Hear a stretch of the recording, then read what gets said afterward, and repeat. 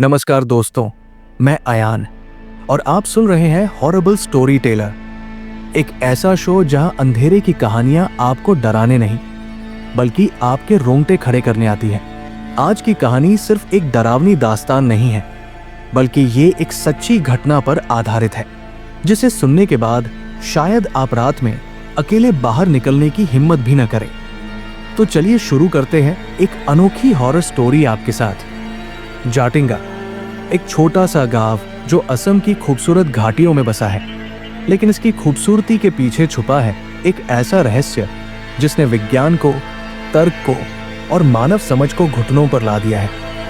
क्योंकि हर साल सितंबर से नवंबर की रातों में यहाँ कुछ ऐसा होता है जो न तो वैज्ञानिक रूप से पूरी तरह समझा जा सका है और न ही मानसिक रूप से स्वीकारा जा सकता है। हर साल शाम ढलते ही सैकड़ों पक्षी जैसे किसी अदृश्य शक्ति के वश में आकर पागल हो जाते हैं और सीधे जमीन पर गिरने लगते हैं। कुछ मरे हुए, कुछ घायल और कुछ अजीब सी शांति में चुपचाप पड़े हुए। इस अद्भुत परिघटना को समझने के लिए दुनिया भर के वैज्ञानिक, पर्यावरणविद और खोजी लेखक यहाँ आते हैं और मैं, अयान शर्मा, उनमें से ही एक था। एक स्वतंत्र शोधकर्ता जिसने अपने जीवन के 2 साल इस रहस्य की तह तक जाने में लगा दिए। लेकिन जो मुझे वहां मिला वो सिर्फ जवाब नहीं था, वो एक शाप था जो मेरी आत्मा में अब भी जिंदा है। ये कहानी शुरू होती है उस रात से जब मैंने जाटिंगा पहुंचने का फैसला किया। गांव में मेरा स्वागत एक अजीब सी चुप्पी और डर से भरी निगाहों ने किया। जैसे गांव वाले मेरे वहां आने से नाखुश थे, जैसे मेरी उपस्थिति से कोई पुरानी चीज फिर से जाग जाएगी। मेरी रिसर्च का मकसद सिर्फ पक्षियों के इस व्यवहार को समझना था। लेकिन जैसे जैसे रातें गहराती गई, मुझे समझ में आने लगा कि ये सिर्फ परिंदों की कहानी नहीं है, ये आत्माओं की, बलिदान की और छले गए न्याय की कहानी है। शुरू के 2 दिन सब सामान्य रहा। पक्षी गिरे, कैमरा रिकॉर्ड करता रहा। लेकिन तीसरी रात मैंने कुछ अजीब देखा। एक बूढ़ी औरत गांव के बाहर बने पुराने शिव मंदिर के पास कुछ बड़बड़ा रही थी और उसके सामने रखे छोटे से चबूतरे पर कुछ पक्षियों की मरी हुई लाशें थी। उनके चारों ओर लाल सिंदूर से बने चक्राकार निशान थे। वो औरत कुछ संस्कृत में बोल रही थी और तभी मुझे लगा जैसे कुछ परछाइयां उसके चारों ओर घूम रही हों। मैं डर के मारे वहीं रुक गया और उसने अचानक मेरी ओर देखा। उसकी आंखें लाल थी, जैसे आग की लपटों से जली हों, और उसने धीमे से कहा, तू भी एक होगा। फिर वो अचानक अंधेरे में गायब हो गई। अगली सुबह मैंने गांव वालों से इस बारे में पूछने की कोशिश की तो सबने टाल दिया। कोई भी उस औरत को नहीं जानता था, या शायद जानकर भी नहीं बताना चाहता था। शाम होते ही एक स्थानीय लड़का राजू मेरे पास आया। उसका चेहरा डरा हुआ था और उसने मुझसे कहा कि अगर मैं सच में इस रहस्य को समझना चाहता हूं तो मुझे अंधी घाटियां जाना होगा, वो जगह जहां ये सब शुरू हुआ था। हम दोनों रात में टॉर्च और कैमरा लेकर घाटी की ओर चल पड़े। रास्ते में पेड़ों की सरसराहट और दूर कहीं भौंकते कुत्तों की आवाज माहौल को और डरावना बना रही थी।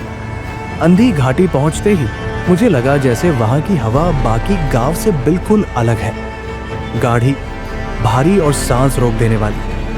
वहां हमें एक पुराना पत्थर का स्तंभ दिखा जिस पर कुछ अजीब चिन्ह उकेरे हुए थे, त्रिकोण, उल्टे वृत्त और एक औरत की आकृति जिसके बाल जमीन तक फैले हुए थे। तभी राजू ने बताया कि गांव के बुजुर्गों की माने तो कई सौ साल पहले यहाँ एक आदिवासी लड़की नीला रहती थी, जिसे गांव के जमींदार ने जबरदस्ती मंदिर की देवी का रूप दे दिया और फिर एक रात उसे गांव के भले के लिए बलि चढ़ा दिया गया। लेकिन उसका बलिदान झूठ पर टिका था, क्योंकि असल में वो गर्भवती थी और उसका प्रेमी एक दलित था जिससे गांव वाले नफरत करते थे। इस जुर्म को छिपाने के लिए नींदार ने उसे चुड़ैल घोषित किया और जिंदा जला दिया। उसी दिन से उसकी आत्मा इस घाटी में भटक रही है और हर साल उन परिंदों के रूप में इंसानों को चेतावनी देती है कि तुमने जो किया वो मैं कभी भूलूंगी नहीं। राजू की बात सुनकर मेरे रोंगटे खड़े हो गए। तभी एक जोरदार हवा का झोंका आया और मेरा कैमरा जमीन पर गिर पड़ा। हमने उसे उठाया तो देखा कि उसमें जो वीडियो रिकॉर्ड हो रहा था उसमें एक औरत की धुंधली आकृति मंदिर के दरवाजे पर खड़ी थी, वही जिसे मैंने पहले देखा था। अब डर मेरे भीतर समा चुका था, लेकिन मेरा शोध ही मन जवाब चाहता था।